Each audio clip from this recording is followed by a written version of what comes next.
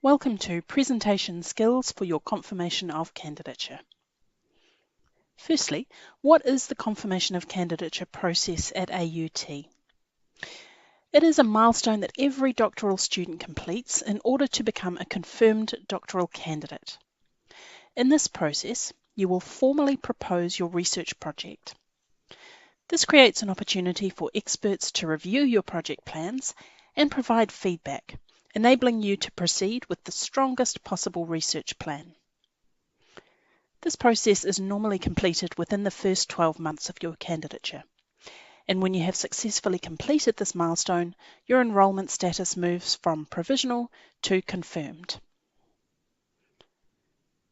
To complete the confirmation process, you must submit a written research proposal of up to 10,000 words and give an oral presentation. In this video, we'll talk about the oral presentation component. So what happens during the oral presentation? You can expect to have about 20 to 30 minutes to give your presentation, and then 20 to 30 minutes for questions and answers, for a total time of between 40 and 60 minutes. You can use visual aids in your presentation, and you will have an audience, usually consisting of the reviewers who are assessing your written proposal, plus your supervisors, colleagues from your school and faculty, and perhaps interested outsiders. Bear in mind, though, that every faculty and school manages these presentations differently, so the parameters of your presentation may vary slightly from others. So how best can you use this limited presentation time? When you begin to draft your presentation, remember that your reviewers will have all the details in your written research proposal. Instead of giving a close view of all the details, i.e. the trees, focus on the forest, the big picture of your overall research project and how you will conduct it. Because your written proposal contains all those details, your reviewers will be able to provide feedback on the finer points. But while you have a broader range of researchers in the room, give them the information that will help them give useful feedback from their broad range of perspectives and drawing on their diverse experience. The headings in the written proposal can guide the structure of your presentation. Of these headings, though, some will be of greater interest to a general audience. Make sure that you prioritize content about your research questions, research rationale and significance, relevant literature, though at an overview level, not at the level of a full literature review, your research design, and your progress to date. Of all these topics, arguably, methods matter the most.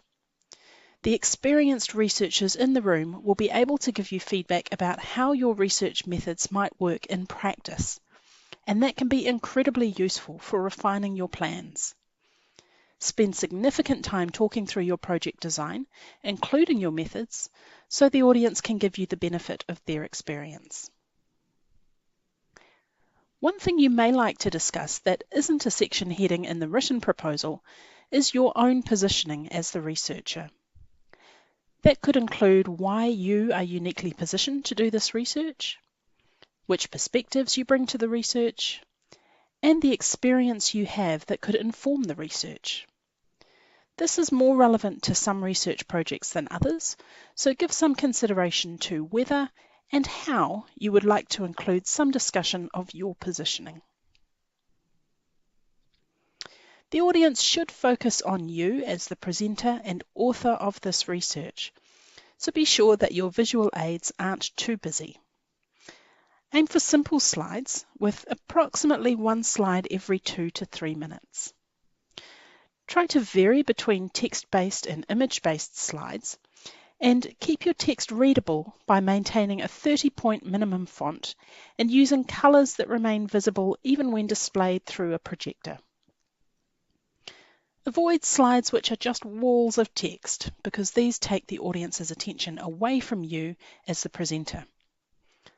Ideally, your slides should support your points without overpowering your spoken presentation. Throughout the presentation, you will be in the driver's seat. However, in the Q&A time, the audience plays a major role. So, what will they ask? Unfortunately, you just won't know their questions until the day. However, you should be prepared for audience members to ask some challenging questions, particularly because they will be interested in helping you strengthen any weak points in your plans. They may query aspects of your methodology or methods, especially if they have experience conducting similar research and knowledge on the practicalities of using those methods. They may even suggest alternative approaches, extra readings, or entirely new ideas. While you do need to address every question or comment thoughtfully, it's important to note that it's okay if you don't have all the answers at this early stage in your research.